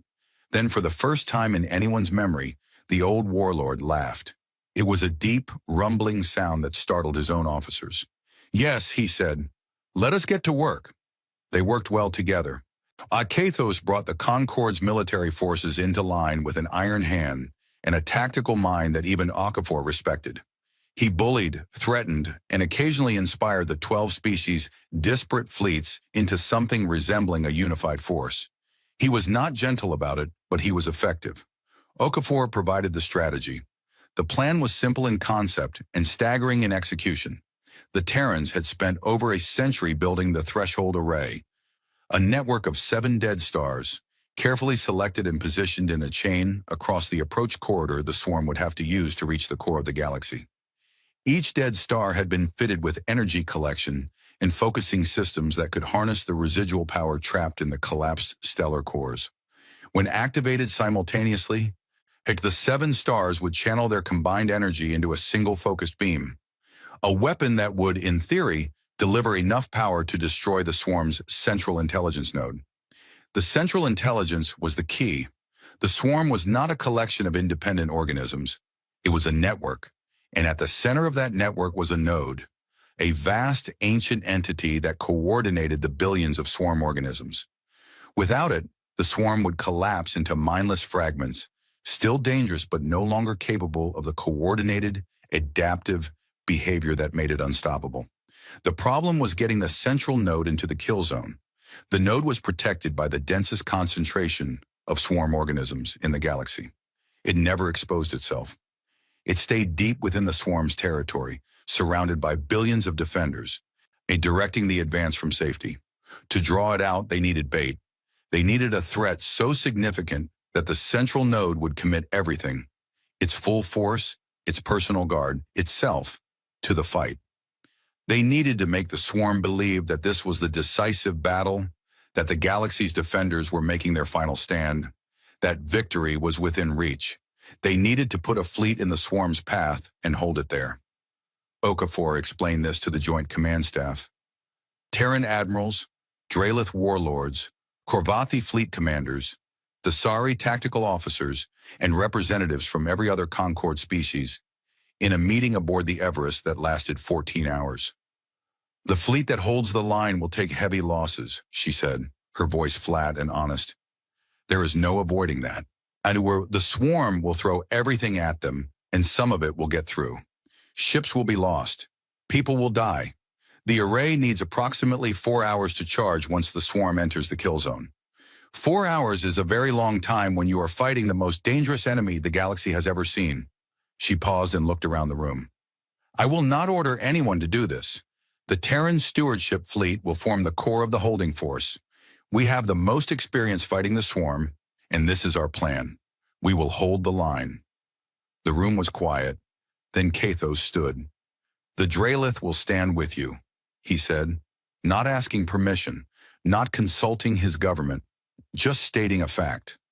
One by one, the other commanders stood. The Korvathi, the Thesari, the Velari, even the Velari. A species of scholars and archivists who had never been known for their military prowess, committed every ship they had. The smaller species, the ones who had no warships and no warriors, volunteered their cargo vessels, their medical ships, their construction rigs, whatever they had. By the end of the meeting, the holding fleet numbered over 30,000 ships from every species in the Concord, anchored by the Terran stewardship's 12,000 warships. It was the largest military force ever assembled in the history of the galaxy, and every being in that room knew it might not be enough. The swarm arrived at the outer veil 6 weeks ahead of the most pessimistic projections.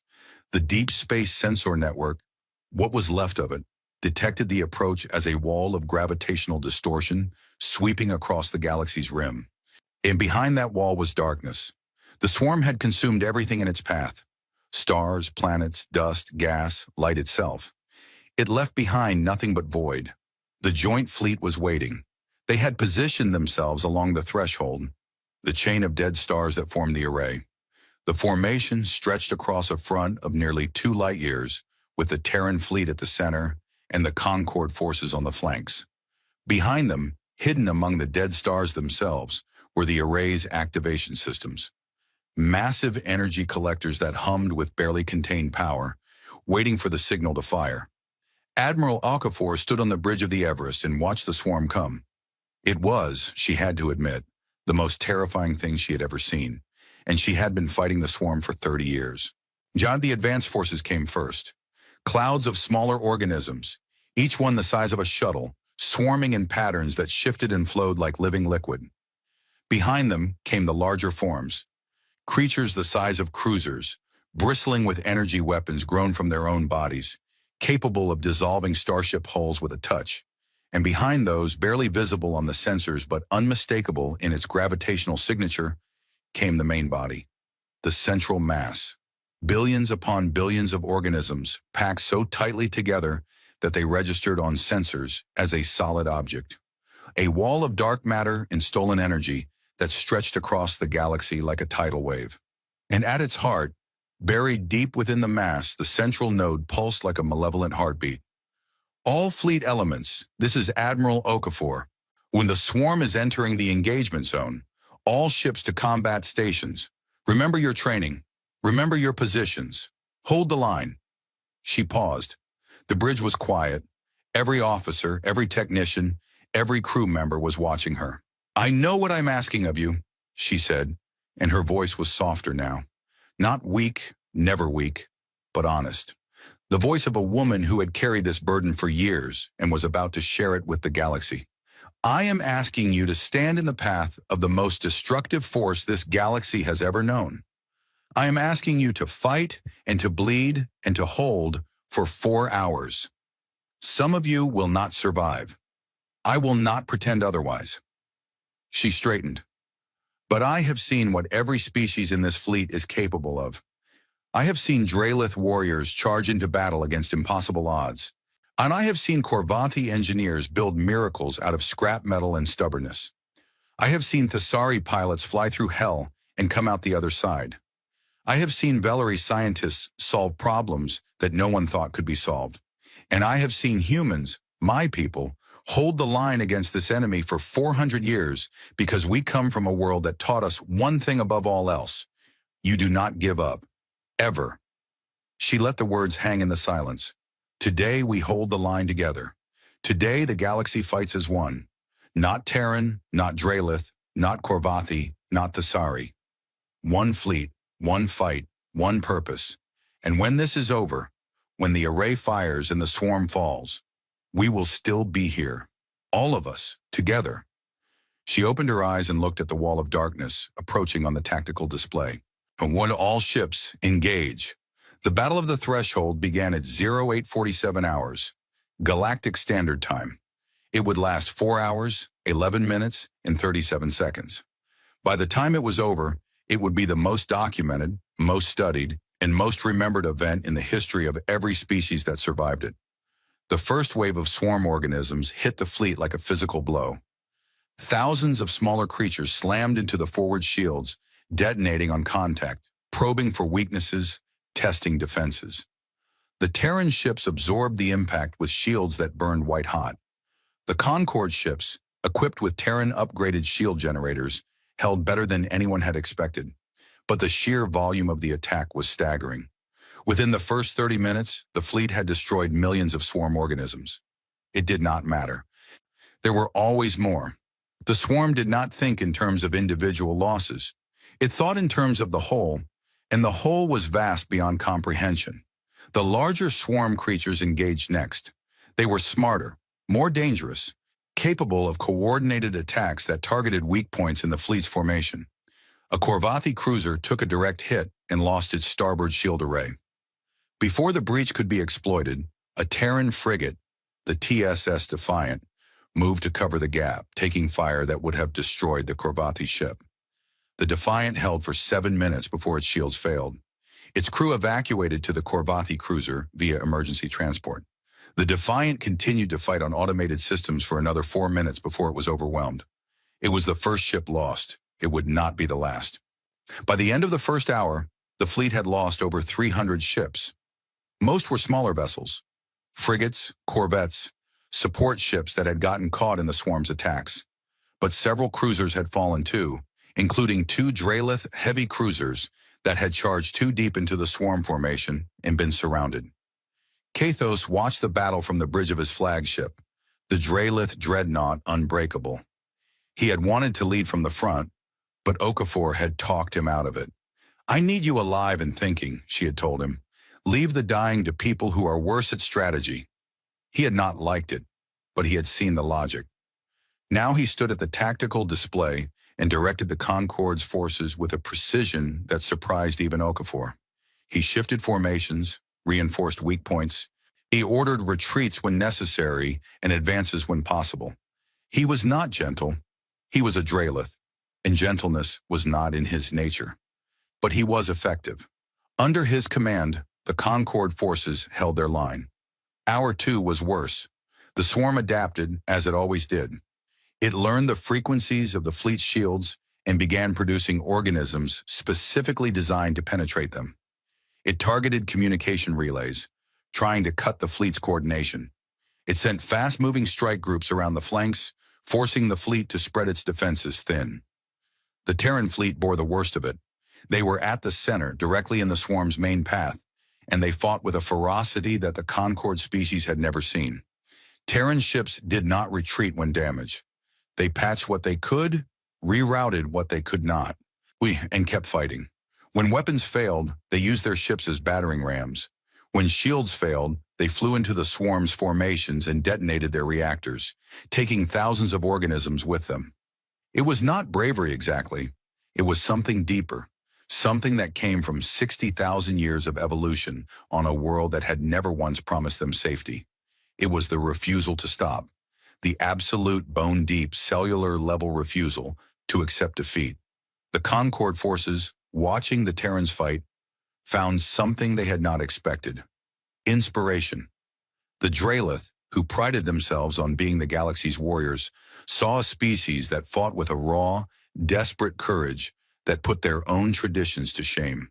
The Corvathi, who valued practicality above all, saw engineers performing miracles under fire, rigging impossible repairs with impossible speed. The Villari, who had never considered themselves fighters, saw people who were afraid, genuinely, visibly afraid, and fought anyway. And they fought harder because of it. Hour 3. The array's charging systems were at 60%. The swarm's central node was moving closer, drawn by the intensity of the battle, committing more and more of its forces. Okafor watched the tactical display with unblinking eyes. The node was approaching the kill zone, slowly, cautiously, but approaching. "Hold the line," she said over and over. "Hold the line." The fleet held. Ships fell. Heroes died. A Thessari pilot named Velan flew her damaged fighter into the throat of a swarm creature the size of a battleship and detonated her payload, destroying it from the inside. A Corvathi engineering team on a crippled cruiser sealed themselves in the reactor room and manually stabilized the core, keeping the ship fighting for an extra 40 minutes before the swarm broke through. A squad of Drelith Marines, their ship destroyed, drifted in space in nothing but combat suits and fought the swarm organisms with handheld weapons until a Terran rescue shuttle picked them up. And on the Everest, Admiral Okafor commanded. The Everest had taken hits, many hits. Its shields were flickering, its hull was breached in 7 locations, and its biosphere, the forests and lakes and living systems that had awed the galaxy when the ship arrived at the Thessara Prime, was burning in places where the hull had failed, but the ship was still fighting, its weapons still fired, its shields still held. And Okafor still stood on its bridge, directing the battle with a calm that her crew found almost supernatural. She was not calm. Inside, she was terrified. She had been terrified since the battle began. But terror was an old companion. Humans had lived with terror since the first hominid looked up at the night sky and wondered what was out there. Terror did not stop them. It never had. Hour 4. The array reached 90% charge. The swarm's central node had entered the kill zone. It was fully committed now, pouring everything it had into the battle, trying to break the fleet before the trap could spring. It could sense the energy building in the dead stars. It knew something was coming, but it was too deep, too committed, too hungry to pull back. Array at 95%, Compass reported. In estimated time to full charge, 7 minutes. 7 minutes. Okafor looked at the tactical display. The fleet was battered. Over 2,000 ships lost. Thousands more damaged. The swarm was pressing in from every direction, and the line was bending. Not breaking, not yet, but bending. All ships, this is Okafor. 7 minutes. Hold for 7 more minutes. That is all I ask. 7 minutes, and this ends. 7 minutes. The Drelith dreadnought. Unbreakable moved forward, putting itself between the swarm's heaviest assault and the damaged center of the line. Kathos ordered all weapons to maximum output and all shields to forward arc. The ship blazed like a small sun, pouring fire into the swarm with everything it had. A Terran carrier, the TSS Endurance, lost its engines and began to drift into the swarm's formation. Its captain, a young woman named Torres, ordered her crew to abandon ship and then turned the Endurance's remaining weapons on the swarm organisms closing in around her. She fought alone for 3 minutes before the ship was consumed. Her last transmission was her crew roster. Every name, read aloud, so they would be remembered. A combined squadron of Korvathi, Thesari, and Valari ships, the first truly integrated multi-species unit in galactic history, held the left flank against a swarm assault that outnumbered them 50-1. They held for 5 minutes, then 4, then 3, 2 minutes, 1 minute. Array at full charge, Compass announced, awaiting firing command. Okafor looked at the tactical display one last time. The swarm's central node was in the center of the kill zone, surrounded by the dead stars, exactly where they needed it to be. She opened a channel to every ship in the fleet. All ships, emergency withdrawal. Clear the kill zone, now. The fleet moved. Battered, damaged, bleeding, but moving. Ships that had been fighting for 4 hours suddenly reversed course and burned for the edges of the formation at maximum speed. The swarm pursued, sensing retreat, surging forward. The central node followed, deeper into the kill zone, drawn by the promise of victory. Okafor waited until the fleet was clear. Then she gave the order. Fire! 7 dead stars ignited. The energy released was beyond anything the galaxy had ever witnessed. 7 collapsed stellar cores, each one containing the compressed energy of a star that had burned for billions of years. It released their power simultaneously through the focusing arrays that humanity had spent a century building. The beams converged on a single point, the center of the kill zone, where the swarm's central node pulsed with stolen life. The light was visible across the galaxy. On Thessera Prime, half a galaxy away, people looked up and saw a new star appear in the sky. Brief, brilliant, and terrible. On 100 other worlds, 1,000 other worlds, beings of every species watched the flash and wondered what it meant. At the center of the threshold, the swarm's central node screamed. It was not a sound. It was a wave of psychic anguish that every telepathically sensitive species in the galaxy felt like a physical blow. The Valari on the fleet ships staggered, their eyes flashing through every color at once. The Thesserai clutched their heads. Even the Drelith, who had no telepathic sensitivity at all, felt something, a deep primal shudder, as if the universe itself was flinching. The central node dissolved. The energy beams tore it apart at the molecular level, then the atomic level, then the subatomic level. It ceased to exist.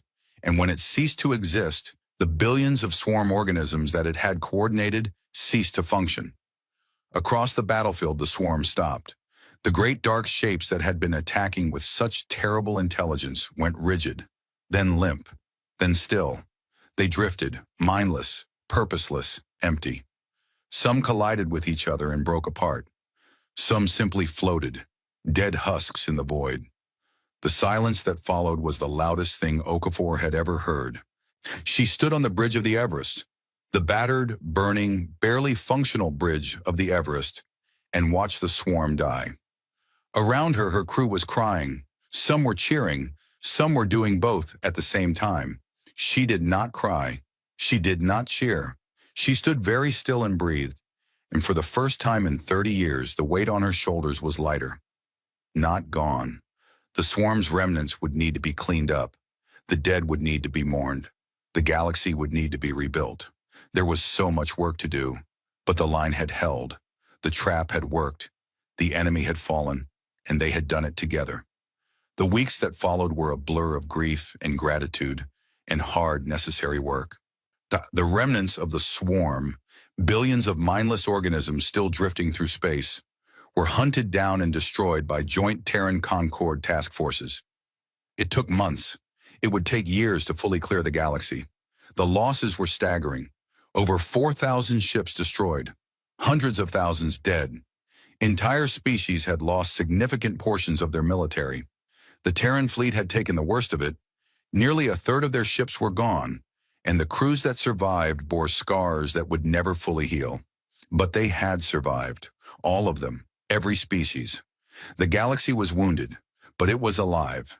The Concord of 12 was dissolved by unanimous vote of the Assembly. In its place, a new body was formed, the Galactic Accord, with seats for every species, including humanity. It was not a perfect institution. Nothing was. But it was built on a foundation that the old Concord had never had. Genuine equality, genuine cooperation, and the memory of what happened when every species in the galaxy stood together against the dark. Sci-Fi was appointed as the Accord's first chief archivist, a new position created specifically to ensure that the galaxy's history was recorded accurately and completely and never again erased for political convenience.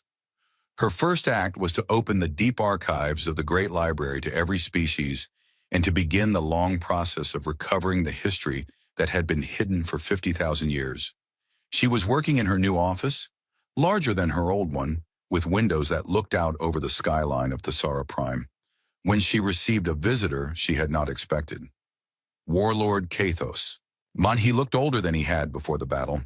The gray of his scales had deepened, and he moved with a stiffness that spoke of injuries recently healed. But his eyes were the same, sharp, hard, and oddly gentle. "Chief Archivist," he said, "I wanted to see your new office." "It has windows," Sci-Fi said. "I am not used to windows." Kathos looked out at the city below.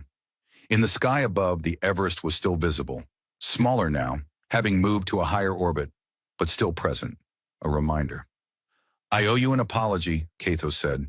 "When you first brought your findings to the Assembly, I did not laugh, but I did nothing to support you either. I let you be humiliated because I was afraid of what your discovery meant.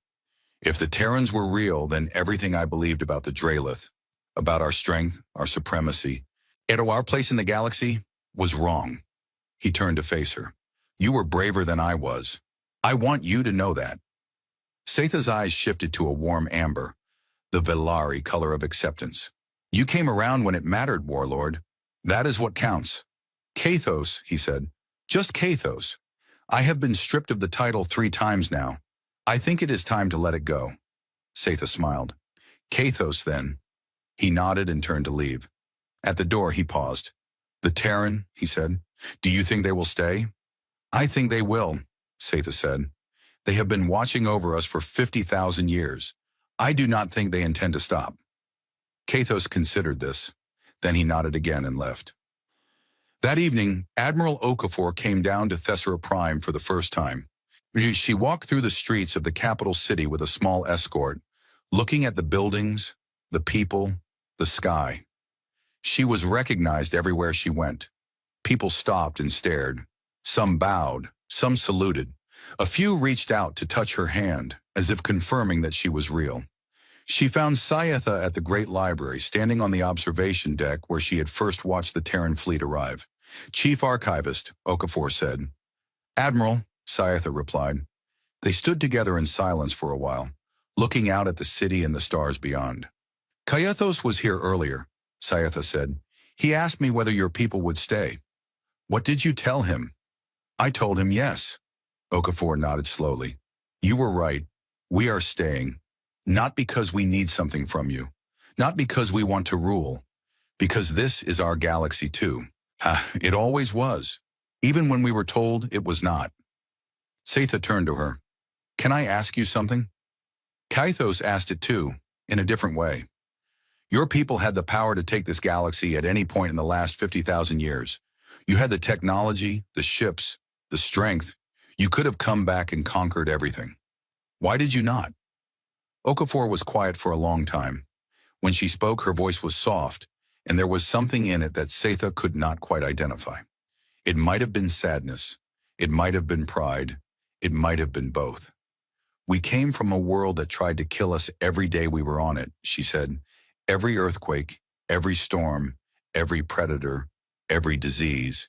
Our planet threw everything it had at us, and we survived. Not because we were the strongest or the fastest or the smartest. And we survived because we refused to let anything, including ourselves, stay broken. She looked up at the stars. That is what we are. Fixers, builders, stubborn, irrational, beautiful fools who look at a broken thing and say, no, I can fix that.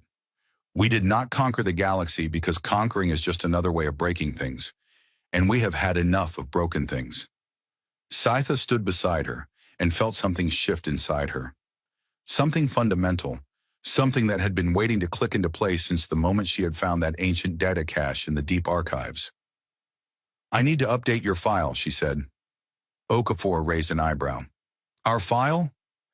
The original data cache I found, the one that started all of this, it classified your species under a single word, myth. And what will you change it to?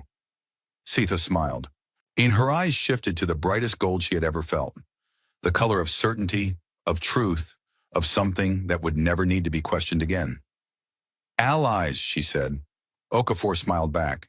It was a small smile, tired and warm and human.